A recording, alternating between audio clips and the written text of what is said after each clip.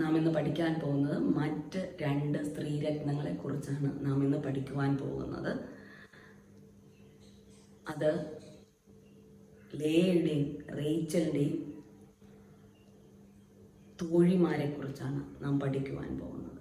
അവർ തോഴിമാരാണെങ്കിലും യാക്കോബിൻ്റെ വെപ്പാട്ടികൾ കൂടെ ആയിരുന്നു. ലേയുടെ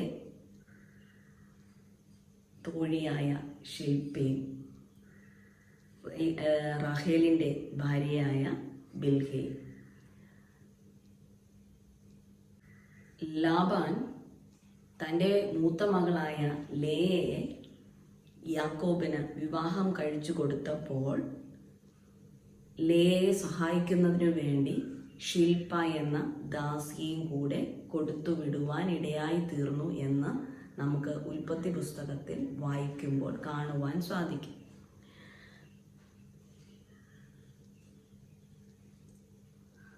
അങ്ങനെ ലേയോടൊപ്പം ശിൽപ്പ എന്ന ഒരു ദാസി കൂടെ പോകുവാൻ ഇടയായി തീർന്നു.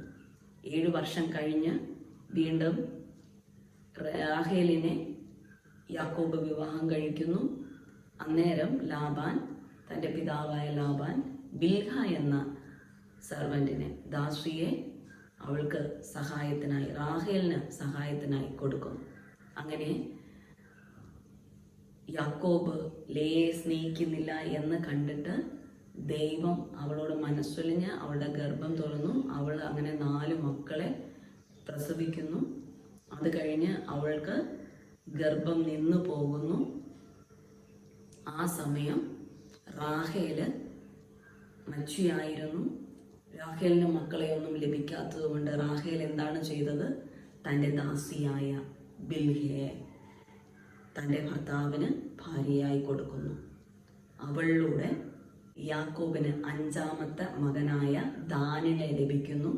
പിന്നെയും അവൾ ഗർഭം ധരിക്കുന്നു. അതായത് വീണ്ടും ബിൽഹ ഗർഭം ധരിക്കുന്നു.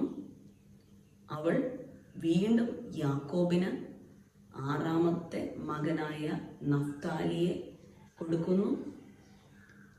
അത് കണ്ട ലേയ തനിക്ക് ഗർഭം നിന്നുപോയി എന്ന് കണ്ടിട്ട് തൻ്റെ ദാസിയായ ശിൽപ്പയെ തൻ്റെ ഭർത്താവായ യാക്കോബിന് ഭാര്യയായി കൊടുക്കുകയും ആ ശിൽപ്പയെ യാക്കോബ് പരിഗ്രഹിച്ച്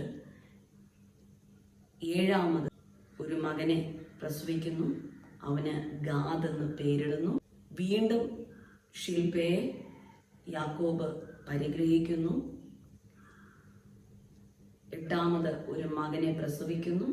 അവന് ആശേർ എന്ന് പേരിടുന്നു. ഇങ്ങനെ ഈ 2 മക്കളെ വീതം യാക്കോബിന് ഈ 2 വെപ്പാട്ടികൾ, അതായത് ശിൽപ്പയിലൂടെയും ബിൽഹയിലൂടെയും ലഭിക്കുവാനിടയായിത്തീർന്നു. അങ്ങനെ ശിൽപ്പയിലൂടെയും ബിൽഹയിലൂടെയും യാക്കോബിന് 4 പുത്രന്മാരെ ലഭിക്കുവാനിടയായിത്തീർന്നു. എന്നാൽ ഈ ശിൽപ്പയും ബിൽഹയും നിഗളിക്കുകയോ അഹങ്കരിക്കുകയോ ഒന്നും ചെയ്തില്ല ഹാഗറിനെ പോലെ. അബ്രഹാമിന് സാറ ഹാഗറിനെ കൊടുത്തു. ഹാഗർ പ്രഗ്നൻ്റ് ആയപ്പോൾ ഹാഗർ അവിടെ നിഗളിക്കുവാനും തൻ്റെ യജമാനത്തിയെ നിന്ദിക്കുവാനും തുടങ്ങി. പക്ഷേ ഇവരാകട്ടെ, ശിൽപ്പയും ബിൽഹയും അങ്ങനെ ചെയ്തില്ല. അവർ തൻ്റെ യജമാനത്തിമാരെ സേവിച്ചുകൊണ്ട് തന്നെ അവർ മുന്നോട്ട് പോവുകയാണ് ചെയ്തത്. അതുകൊണ്ട് അവർക്ക് അവരുടെ അവസാനം വരെയും ആ കുടുംബത്തിൽ, യാക്കോബിൻ്റെ കുടുംബത്തിൽ തന്നെ അവർക്ക് ജീവിക്കുവാൻ സാധിച്ചു. അവർ മേൽ നിഗളത്തിൻ്റെ ആത്മാവ് കയറിയില്ല. അവരുടെ അവസ്ഥ, അവർക്ക് ഇങ്ങനെ ഒരു പദവി കൊടുത്തത് അവരുടെ യജമാനത്തിമാർ ആണ് എന്നവർക്ക് മനസ്സിലാക്കിയിട്ട് അവർ യജമാനത്തിയെ കീഴ്പ്പെട്ട് തന്നെ ഇരിക്കുവാൻ തീരുമാനിച്ചു. അങ്ങനെ യാക്കോബിൻ്റെ വെപ്പാട്ടികളായി ജീവിച്ച 2 വ്യക്തികളാണ് ശിൽപ്പയും ബിൽഹയും. ഇതിൽ നിന്ന് നമുക്ക് മനസ്സിലാക്കാൻ സാധിക്കുന്നത്, ദൈവം നമുക്ക് ഒരു വ്യക്തിയിലൂടെ എന്തെങ്കിലും സ്ഥാനങ്ങൾ, മാനങ്ങൾ തരുകയാണെങ്കിൽ നാം ഒരിക്കലും അഹങ്കരിക്കരുത്. ഒരിക്കലും ആ നമുക്ക് നൽകിയ വ്യക്തിയെ അവഗണിക്കുകയോ നിന്ദിക്കുകയോ ചെയ്യരുത്. ചെയ്യാതെ അവരെ കീഴ്പ്പെട്ട് തന്നെ അവർ എങ്ങനെയാണോ അവർ നമുക്ക് ആ സ്ഥാനം നൽകിയത് വരെയും നാം എങ്ങനെയാണോ അവരോട് കൂടെ ആയിരുന്നത് അപ്രകാരം തന്നെ നാം ജീവിക്കുകയാണെങ്കിൽ നമുക്ക് മാന്യതയോടെ, അനുഗ്രഹത്തോടെ അവിടെ ജീവിക്കുവാൻ ദൈവം കൃപ ചെയ്യുമെന്നുള്ളതാണ് ഇവിടെ നമ്മെ ശില്പയിലൂടെയും ബിൽഗയിലൂടെയും കർത്താവ് നമ്മെ പഠിപ്പിക്കുന്നത്. അതിനായി നമ്മെ ഏവരെയും ദൈവം സഹായിക്കട്ടെ, അതിനായി ഒരുക്കട്ടെ എന്ന് പ്രാർത്ഥിക്കുന്നു. ആമേൻ.